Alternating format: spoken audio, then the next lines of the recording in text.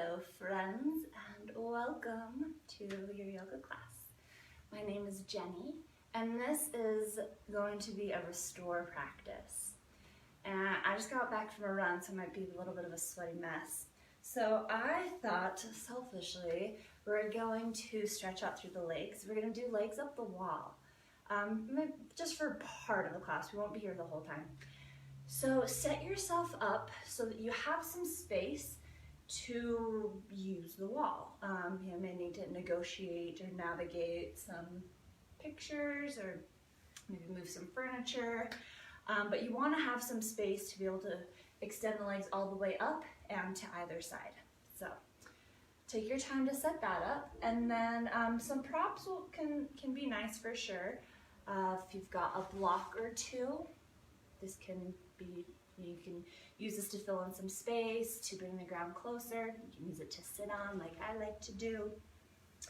If you don't have blocks, you can use like a stack of books or big hardcover books. Blankets of various sizes can be nice. I've got just a couple medium-sized ones, but if you want to grab a larger one, again, this can be used for some cushion to fill in some space, so you can wrap up in it at any point if you start to kind of cool down. And then a bolster if you have one, but don't worry if you don't have the fancy yoga props. You can use pillows, rolled up blankets, stack of pillows, couch cushions, anything like that. You could also grab a strap if you'd like. I don't think you'll really need one, but I can show you how you can utilize a strap. Actually, if you aren't able to set up against a wall, grab a strap or a longer towel or scarf or belt or something. Let me grab mine just so I can show you some alternatives.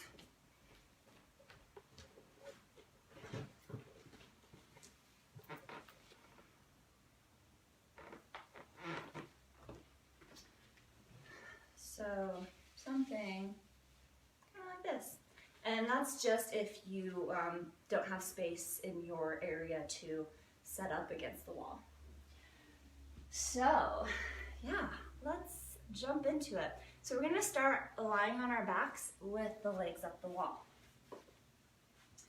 So your choice, if you want to scooch the booty all the way up against the wall, you can kind of scoot it back, whichever feels like the best situation for you, but you can still lie on the mat. I actually just have my mat folded up. And we're just going to extend the legs up the wall. So the wall is going to be our main prop tonight, or today, whenever it is that you're doing this, if you're not joining live. So with the legs up the wall, just kind of use this as your starting point. And just getting a nice release through the legs, letting the tops of the femurs sink into the hip sockets, getting a nice release through the low back. Arms can be alongside the body, they can be spread out overhead, they can rest on the belly, one hand on the heart, one hand on the belly, they can even wrap around, give yourself a little hug. So really whatever position you want to take with the hands. You could bring some activity in by flexing through the feet. And if you want a little extra grounding, in a fully supplied yoga studio, ideally you'd have sandbags, which you could place across the top of the feet. Block isn't going to add a whole lot of weight, but maybe you've got some books or something that you can kind of place flat on the feet to kind of just give a little extra weight if you want. And that's just for a little extra grounding. It can just kind of be a nice little addition, but since the block doesn't weigh much, I'm gonna take that down. And yeah, you can bring some activity into the legs by flexing back through the feet, or you can just kind of chill out here. And then we'll use this as our opportunity to start to ground. So starting to just be aware of your external environment. With home practices, there could be lots of potential distractions. They're only distractions if we allow them to be. So you may pick up on noises from my busy city apartment. You may have noises going on in your space, pets, children, partners, roommates, housemates, whatever. So kind of be aware of those things, of any external noises, any sounds, smells.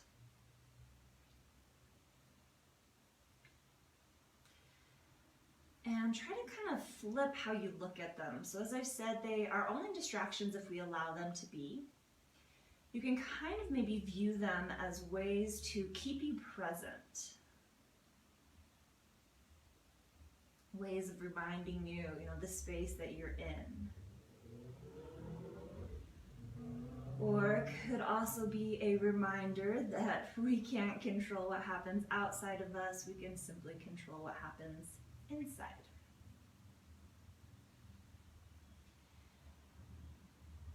So using your external environment just to kind of ground, to settle, to help you orient within your space, and then start to draw that awareness inward. Which that internal environment can sometimes be even more chaotic than our external, depending on what we got going on. So just allowing whatever is happening right now internally, accept it, acknowledge it.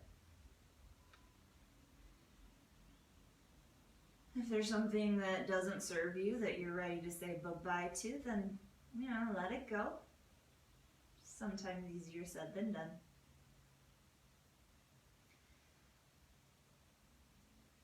But treating yourself with compassion. Trying to not bring any judgment or expectation into your practice.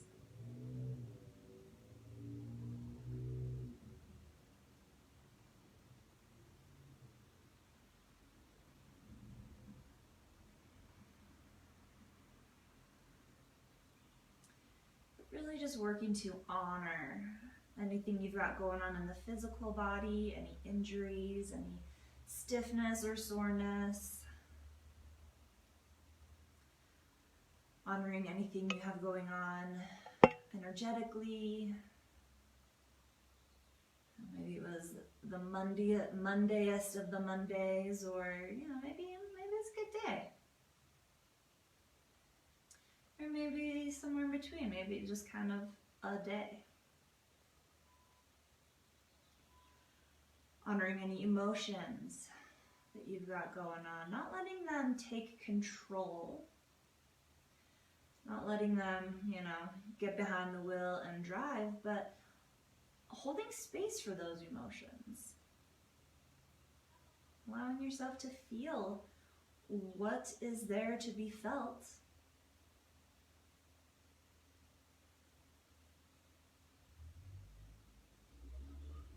Feeling the feels when they're there to be felt.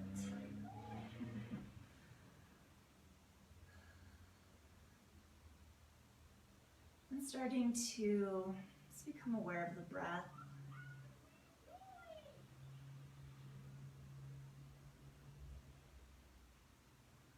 And we do want to connect to the breath through our practice, and there's a few different ways that you can do that. You can just simply observe the breath. You could work with maybe finding a balance to the breath, trying to kind of even out the inhale and the exhale.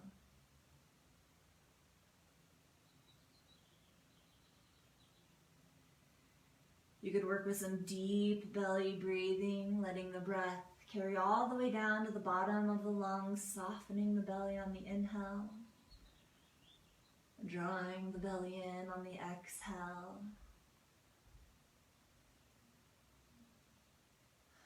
Not only does that deep belly breathing help to find more depth to our breath, but it works to activate the vagus nerve, which is the connection between our brain and our belly. Belly known as the second mind. Got a lot of neuroreceptors down there. So they say to trust your gut.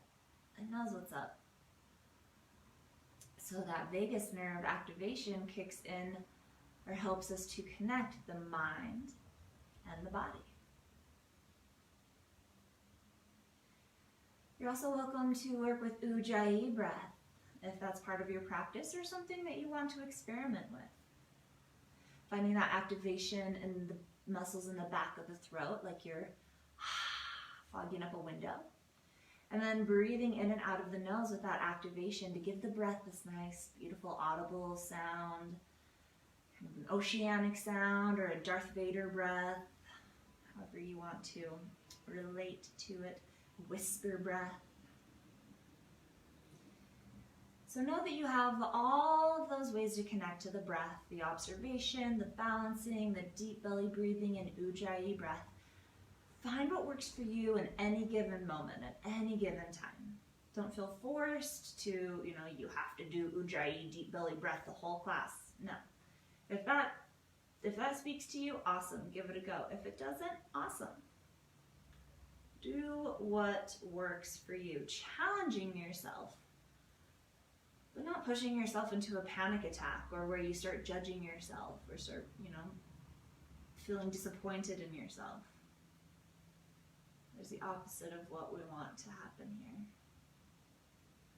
A few more grounding rounds of breath here.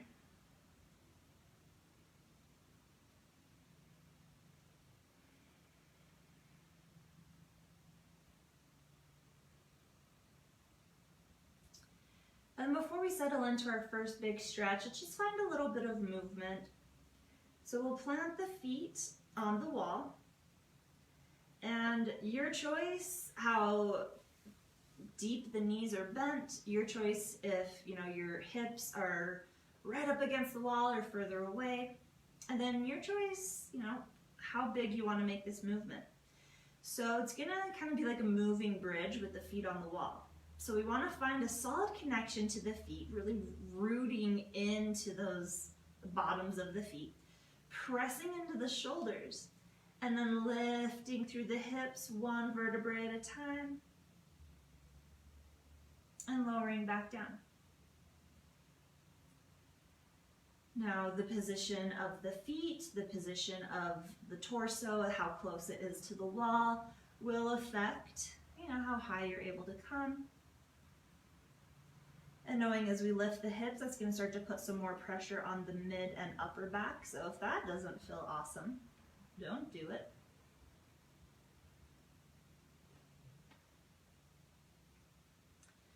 You could, lift the hips fairly high, coming into kind of a variation of a shoulder stance. Not putting any pressure on the neck, but really rooting down towards the shoulders. But again, the hips don't have to come that high. You could just maybe lift the tailbone just a little bit and lower back down.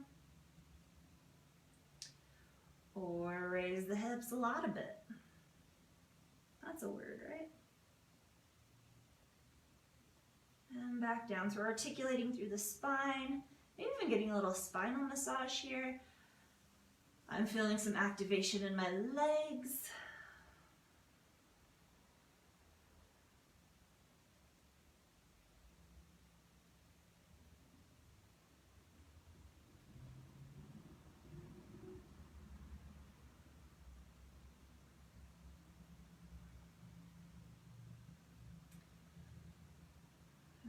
Fantastic work.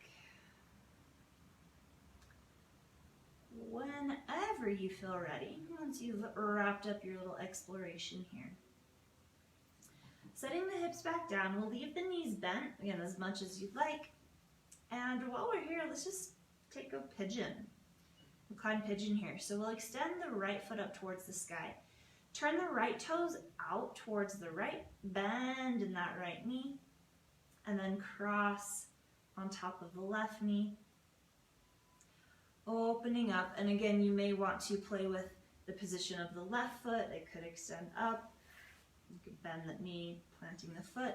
You also may want to scooch the booty further away from the wall. So looking to get some sensation in the outer right hip.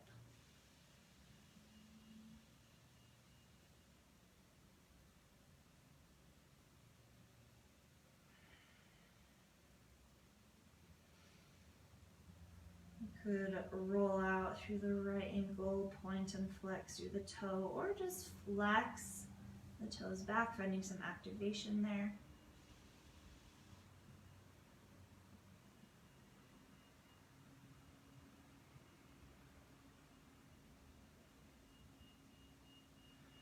Finding your breath.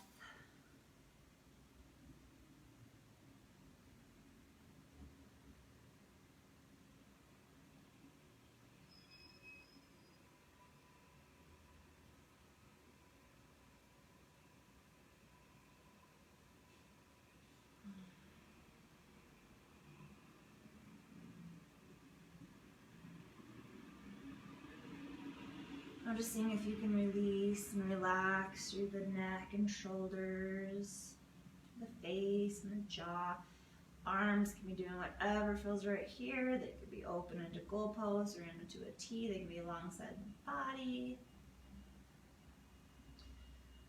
You could even come and, maybe give yourself a little self-massage on along the right shin, right calf. I am a fan of the self-massage, so that would feel good here. Why not? Go for it.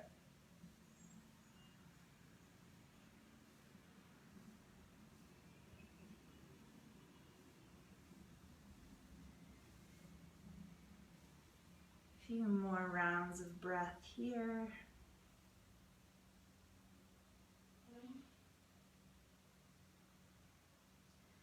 You can explore with some movement. You can settle into stillness.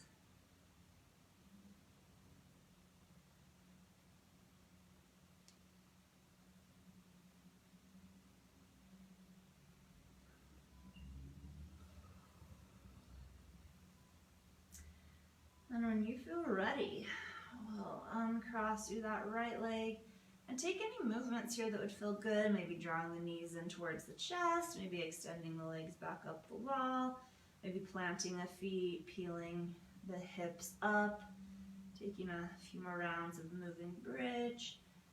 Drop the knees side to side. Anything that would feel good here. Noticing, the difference in the right and left side, having only worked one of them.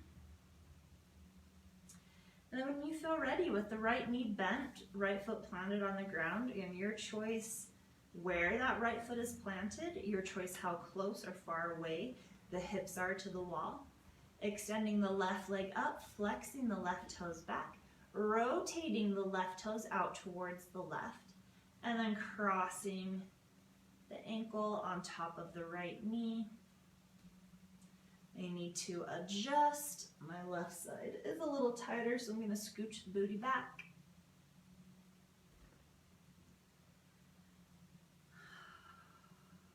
Arms doing whatever, connecting to the breath.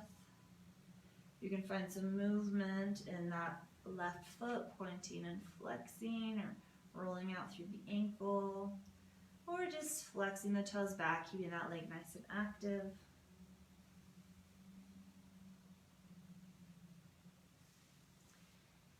You can give yourself a little massage if that would feel good.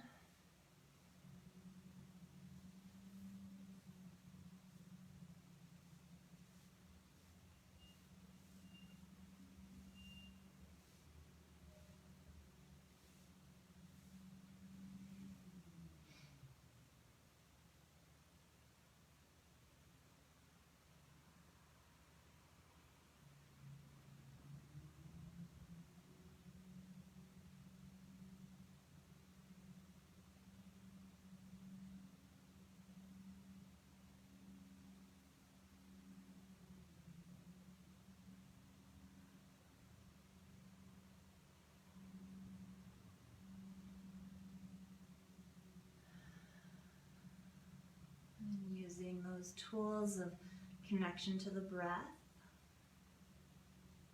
Maybe tuning into the sensations in the body. Finding ways to help bring you back to your present moment when the mind starts to wander, because it will. It's what it does. And this is just a practice of presence. So when the mind does start to wander, that's an opportunity to practice, to notice, and then to gently but firmly bring ourselves back to present moment awareness.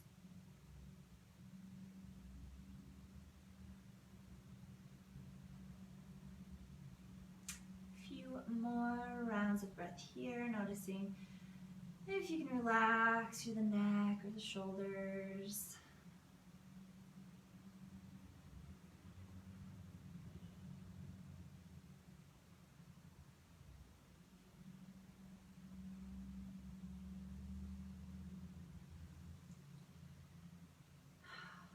Fantastic work. When you're ready, uncrossing, re-extending the left leg. And then once again, any movements that would feel good here, maybe some side to side, maybe some moving bridge, maybe re-extending the legs up the wall, anything that would feel good here. And then we're going to set up a wide-legged kind of stretch. Well, it's a hip opener, so it'll be your choice. I'm going to scooch my booty back towards the wall. So your choice if you want to take a cobbler's pose with the bottoms of the feet touching and the knees drop open to find that opening in the hips, or if you'd like to take a wide leg, take the legs wide. The wide leg against the wall. So as you can see, this is my level of flexibility. Some of you may be able to bring the legs lower down towards the ground. Some of you, are maybe up here. Wherever you are. Just meet yourself there.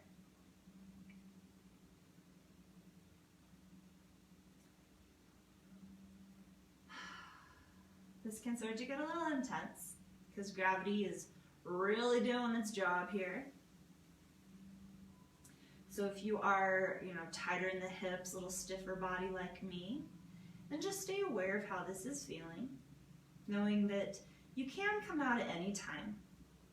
We do want to try to challenge ourselves, but we don't want to take it to a point of causing pain or injury.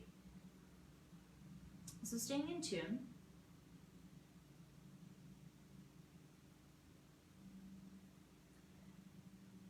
If the legs are super wide, could use some props to fill in the space. As you can see, I would probably need at least a total of 4 to 6 blocks to get it up to where my legs would be.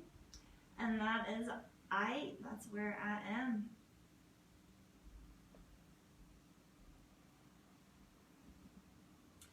So here we've got either legs open or bottoms of the feet touching, knees dropping open.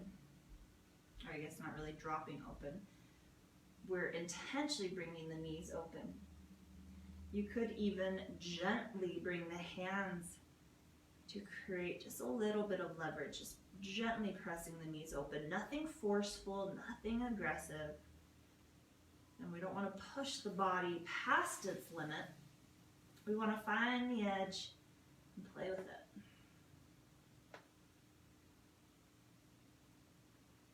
You can even kind of find an in-between if that feels better, having the legs wide and the knees bent, feet planted. Kind of like a goddess pose against the wall, reclined goddess. Letting the knees open up.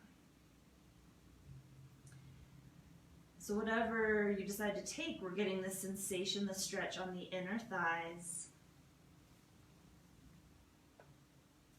And where else are you feeling it? Depending on which position you're taking, you'll feel it in different areas. So just observe.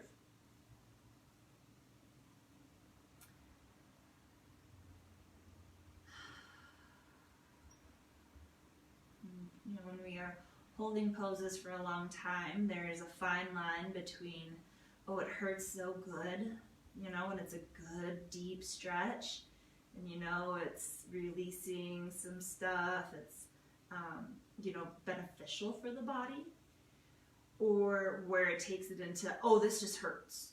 And that's when it's time to back off. And your body will let you know. But we also want to notice if it's the body sending that message, or if it's the mind saying, this is hard, let's give up. So that is the messages that we don't want to tune into. The one that just says, give up, this is hard. So it definitely takes some weeding through the messages to decipher where is that coming from. If it's the body saying, no, this isn't good for us, this is unhealthy, then yes, adjust. And if it's the mind just saying, this is hard, I don't want to do this, let's go do anything else but this, then, maybe stick with it. And of course, be gentle with yourself. Don't want to force anything, physically or mentally.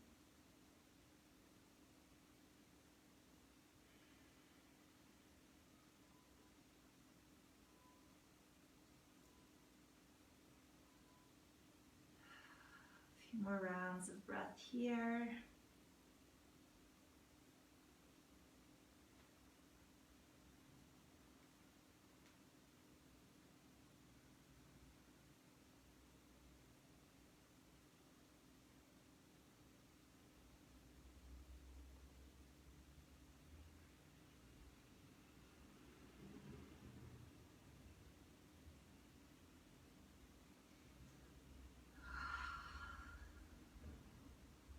And then, once again, as you feel ready,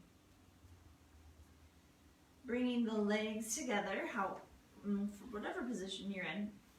And once again, taking any movements, anything that would feel good. Maybe it's rolling up, maybe it's from side to side through the knees.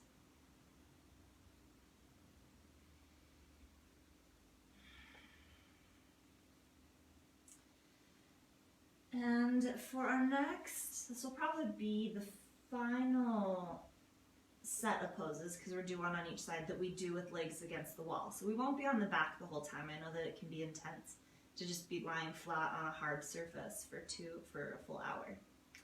So we're going to take a twist. Again, your choice how you set this up with the legs. If you want to kind of keep a bend in the knees, stacking them, and just letting them drop over to one side, maybe they land on a prop. You could take legs extended over to the side.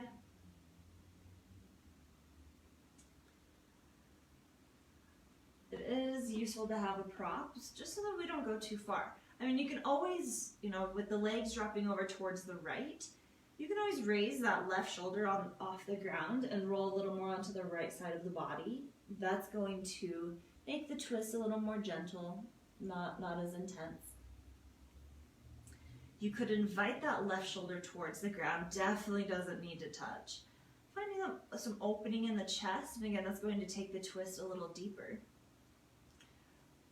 And props are a nice thing, so blocks, legs could land on, a stack of pillows,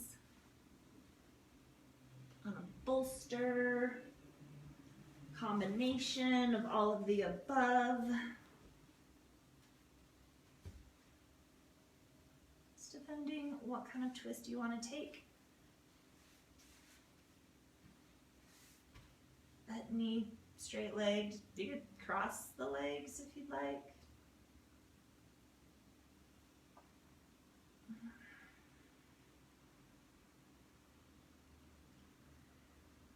Just taking a nice twist, getting a little stretch.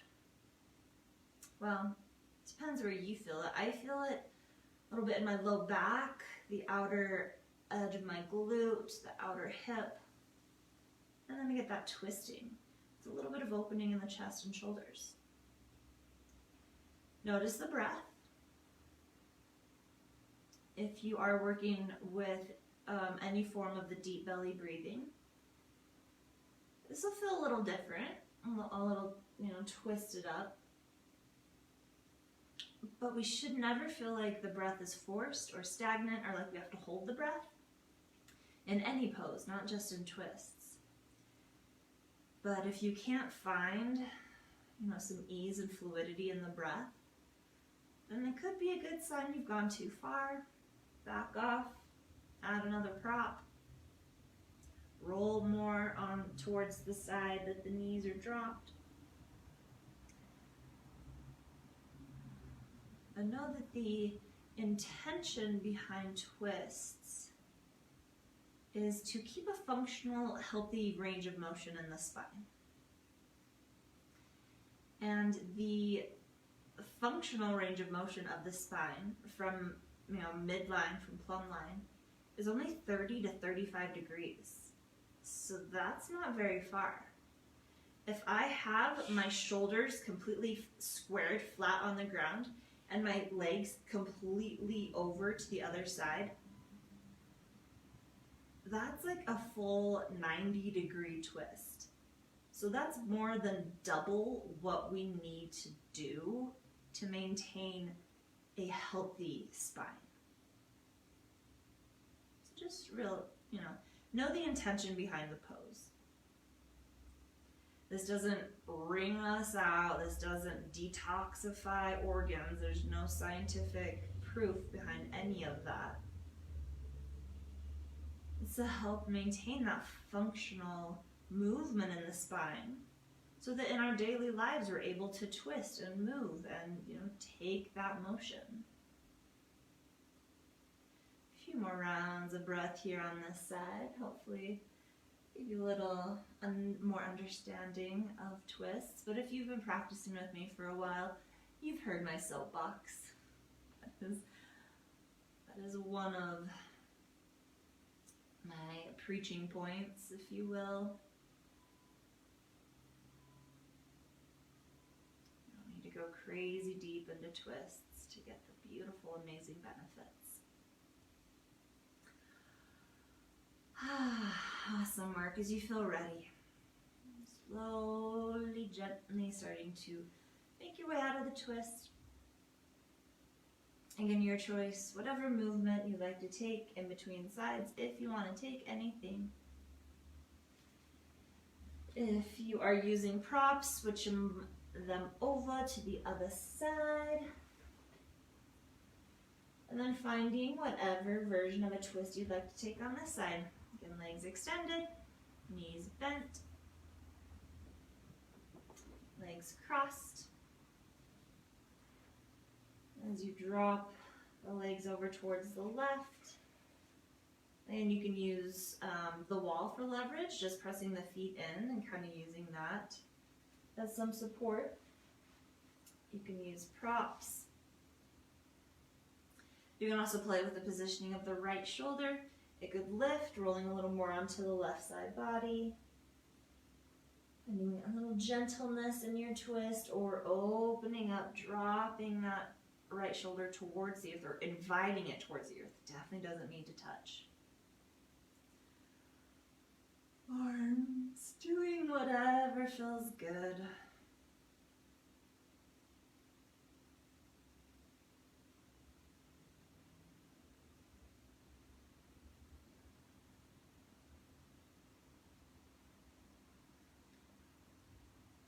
Connecting to the breath.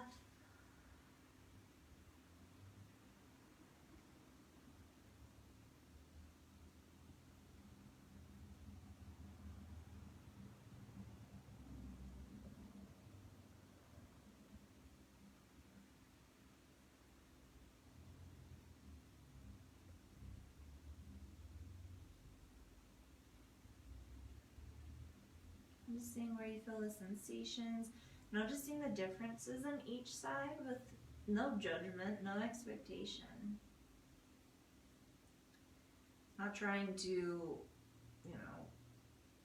recreate the same exact shape or experience on each side. Just to get to know the body. There's a tendency to be tighter on one side versus the other. Sometimes our dominant side comes into play, sometimes it doesn't.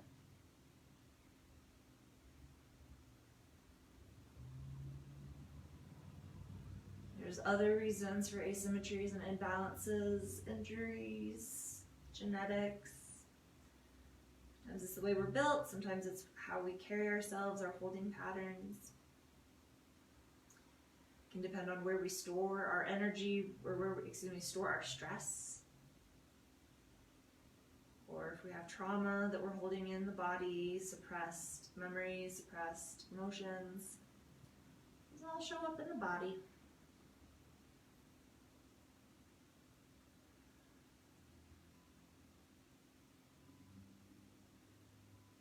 A few more rounds of breath. Ooh.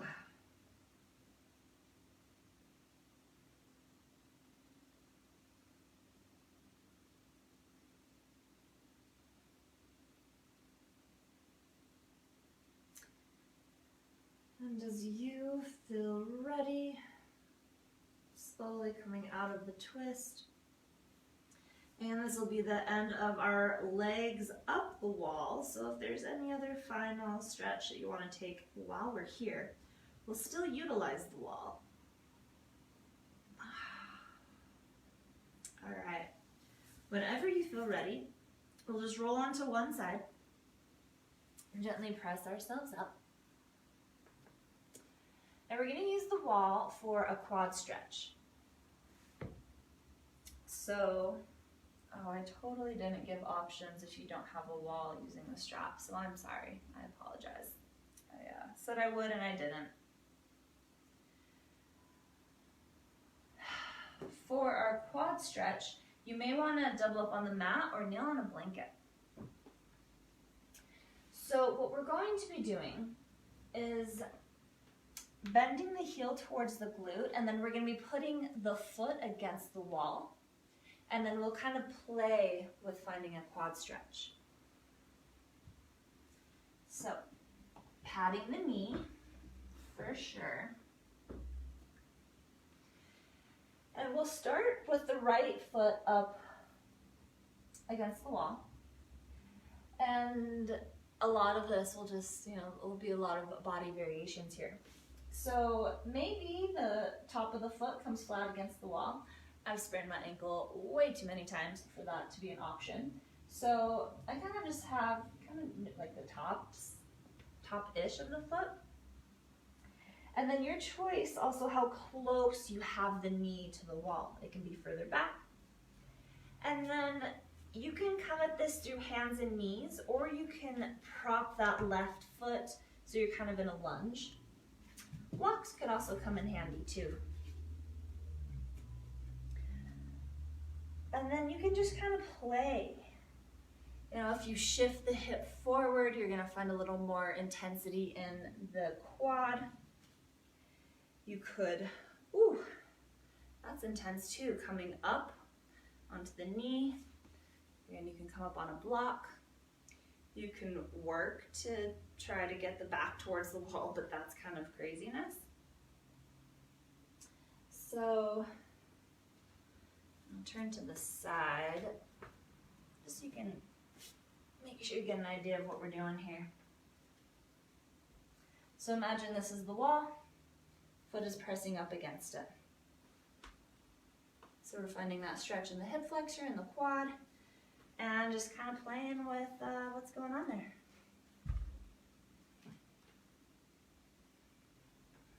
So take your time to get into this.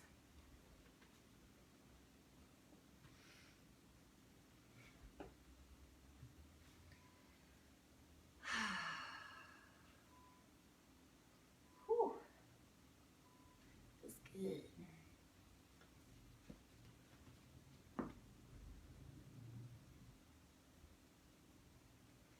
Finding your desired level of sensation.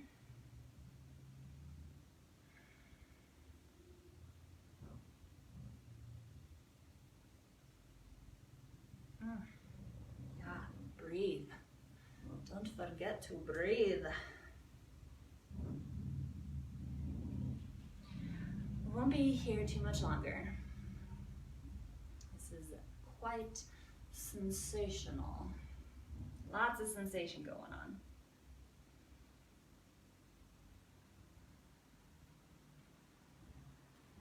You can play with the positioning of the hips. Can play with the intensity. Same with the position of the knee. Whew. Finding that hurts so good. Not the, oh, this hurts. Using that discernment. If that message is coming from the body, like, hey, yo, this is not helping. If it's coming from the mind saying, this is hard, let's not do it.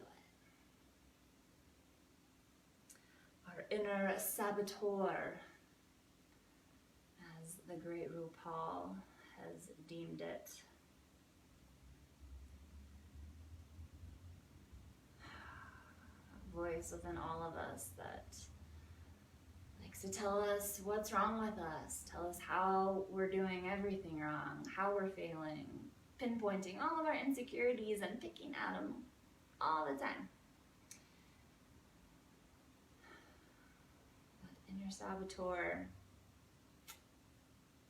can get you, can be a real doozy. I have a more profound name for it, but we'll keep this G-rated. All right, when you're ready, nice and gently, come out of this. However works for you, I'm going to kind of shift my knee forward, walk my foot down the wall. And then however you want to kind of move between sides, wow, that would feel good here. Shaking it out, stretching it out, pounding it out. Whatever would feel good between sides. And then we'll set our quad and hip flexor. You're feeling it too. Quad and hip flexor stretch up on the other side.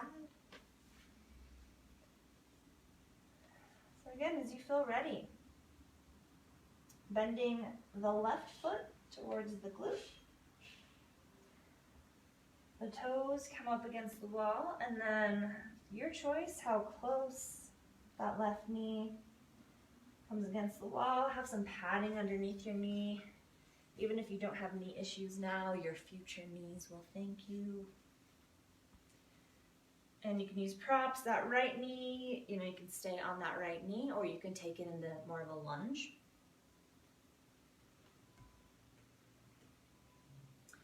Whoo-wee, I'm definitely tighter on this side. All right. Whew. Breathe.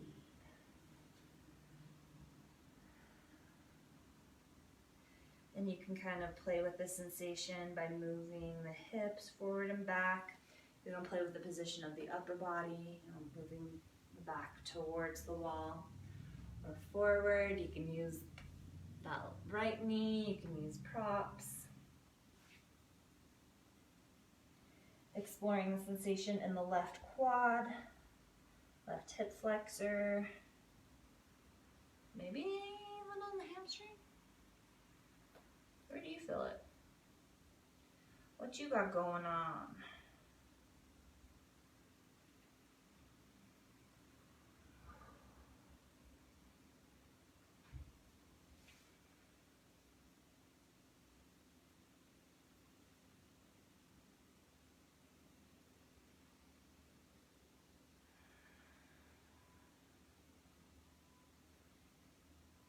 With stretches that are intense, that I know I'm going to be holding for a while, sometimes it's nice to kind of play with pushing that edge.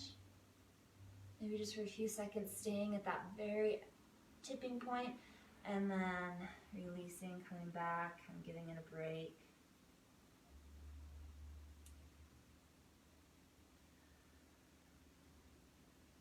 Or if you just want to, come to 70, 80% of the flexibility, the sensation, and just chill. Definitely don't need to do anything crazy.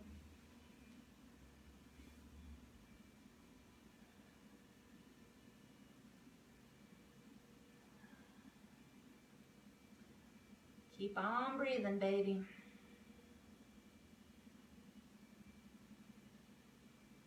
connecting to the breath in whatever way feels best for you, observing, balancing out the breath, deep belly breathing, ujjayi breathing. Just connect to that life force, the prana, the beautiful process of breathing.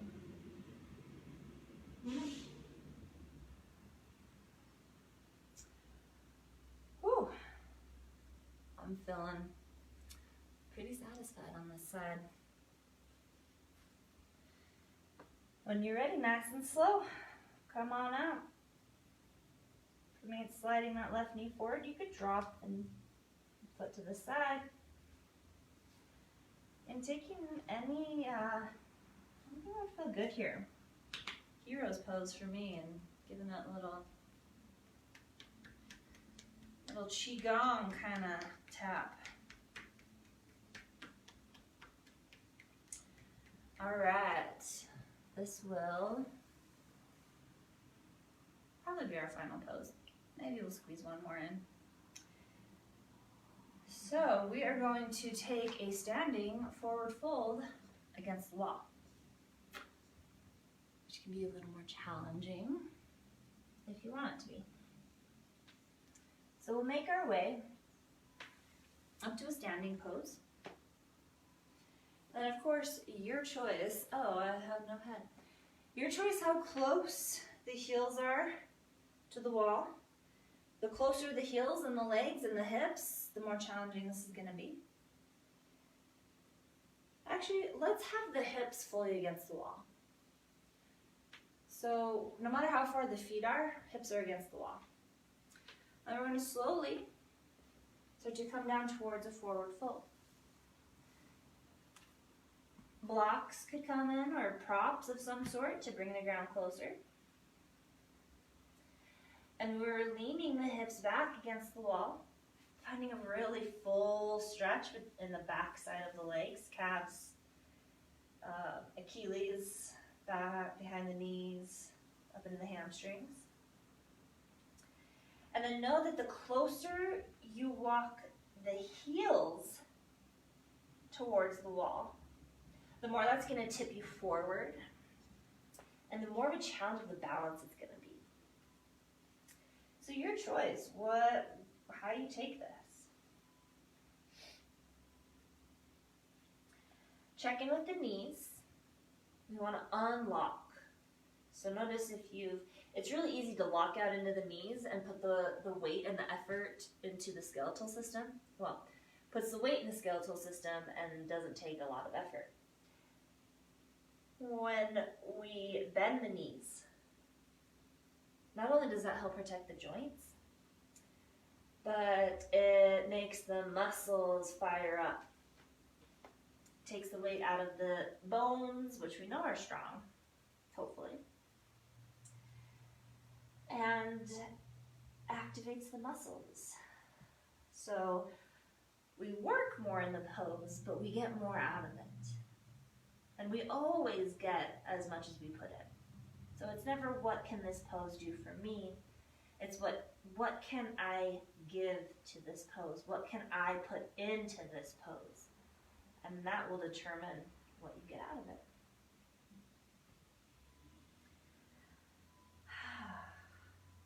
So keeping a softness in the knees, you can bend the knees as much as you like.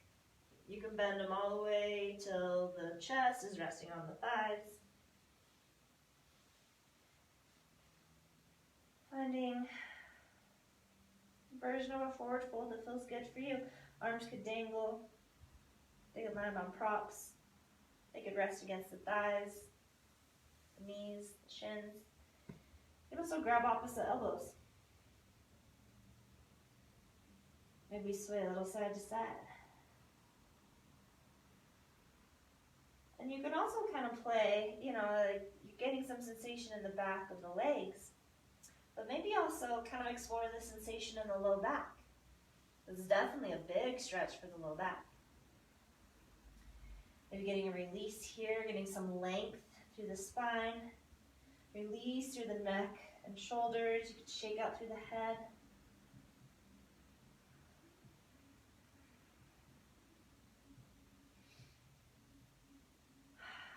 We're going to keep checking in with those knees. It's going to be tempting to lock them out.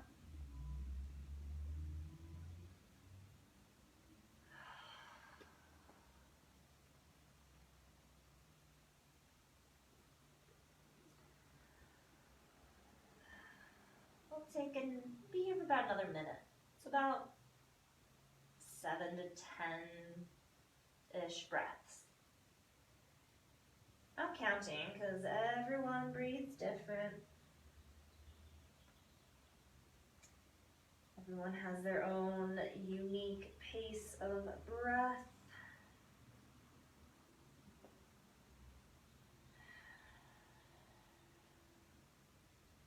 So I don't try to get specific about how to breathe, just that you notice your breath. Connecting to it in whatever way speaks to you.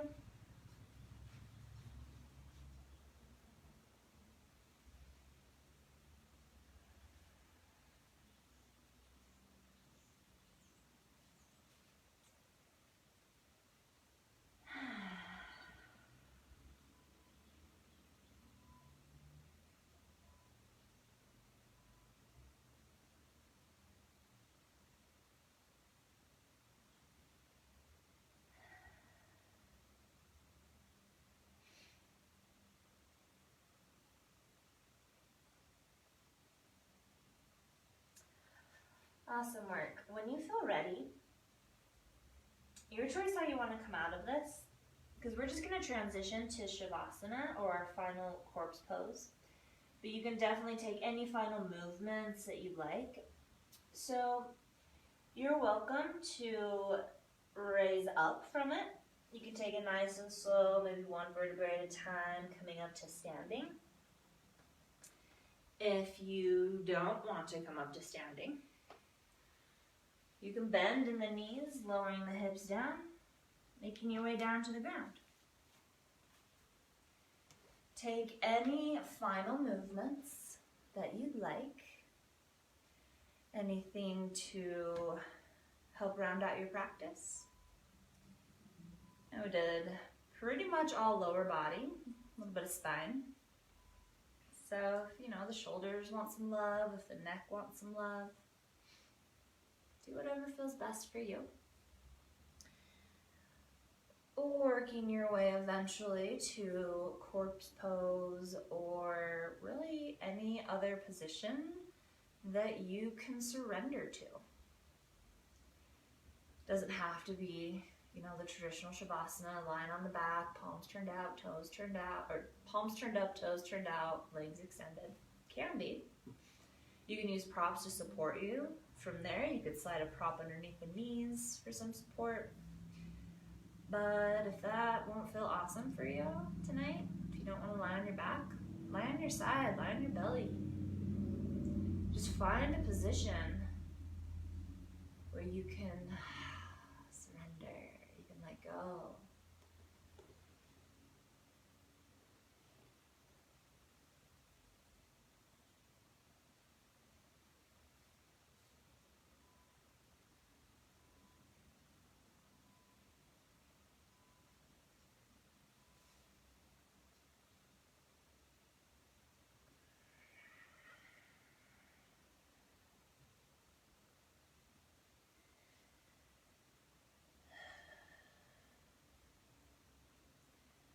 You want to put on some peaceful music if you haven't been playing any already.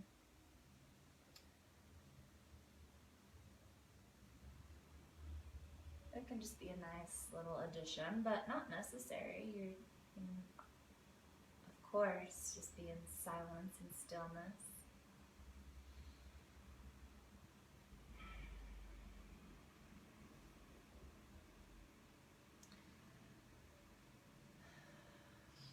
So eventually settling in to a final relaxation. You could even go back to where we started, legs up the wall, booty up against the wall, legs extended, lying on the back. You can definitely end the way we began.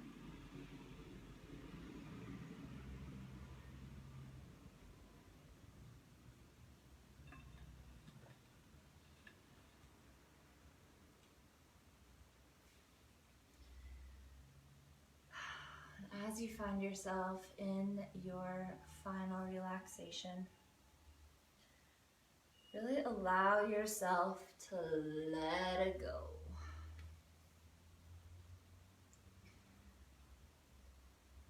Fully releasing the body,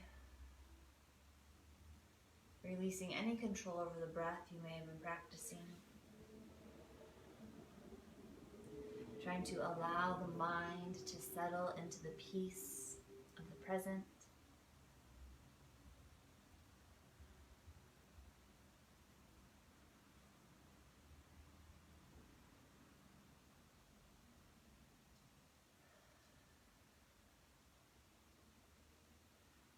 Yoga is a union.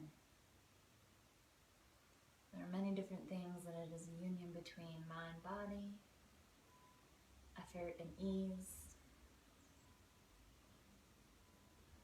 strength and softness, masculine and feminine.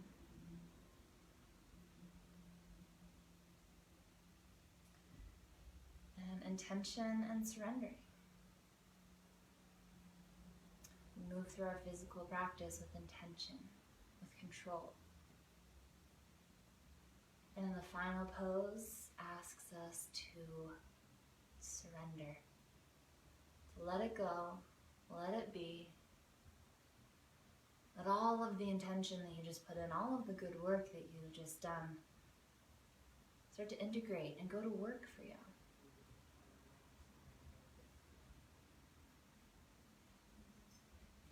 Taking the last final moment of class in silence. Letting yourself just be.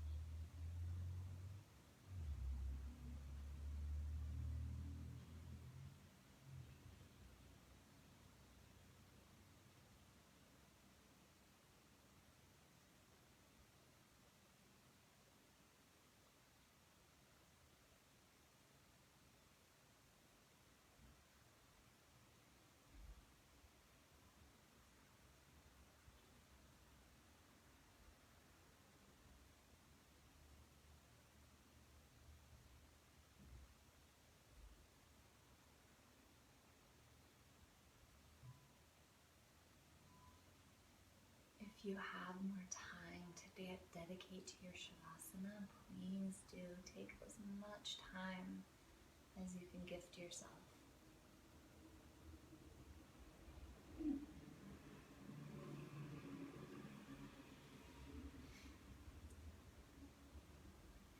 When you feel ready, gently bring some movement back into the body. Slowly, slowly.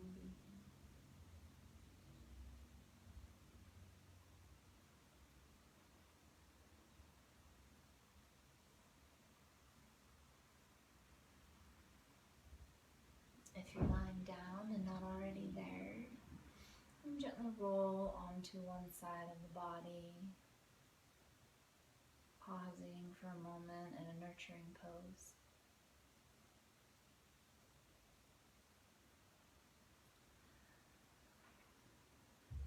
And wherever you find yourself, just take a moment to offer yourself some gratitude. Be thankful for your body, for your breath, for your mind, for your choice to carve out this time to do this class, and for your willingness to try and to give yourself a little bit of self-love.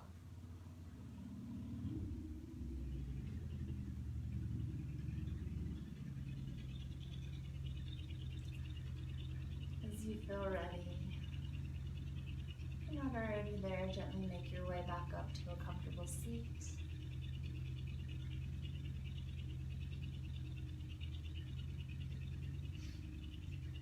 I'll invite you to bring the hands to heart center or take any other meaningful gesture with the hands.